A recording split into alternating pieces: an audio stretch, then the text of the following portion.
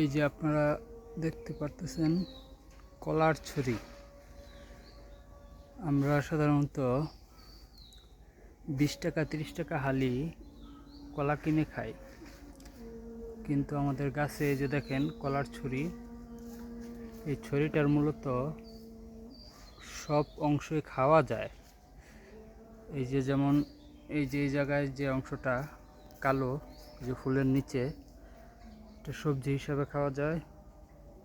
আর হচ্ছে যে উপরের যে অংশগুলো, ওগুলো কলা, এগুলো পাকলে খাওয়া যায়। আর এই যে ফুল যে উপরে,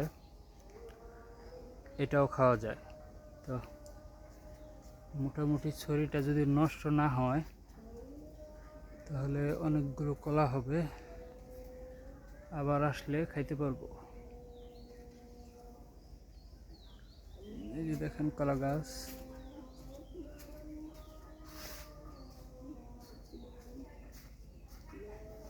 যে আরো কলা গাছ আছে, কিন্তু এগুলোতে ছড়ি হয় নাই, ছড়ি এই একটাতেই আছে। কলাগুলো পাকলে একেবারে কোনো প্রকার কেমিক্যাল ছাড়া টাটকা গাছ পাকা কলা খাইতে পারবো। এই যে আরো কলা গাছ আছে, এগুলোতে কলার ছড়ি আসে নাই। এই যে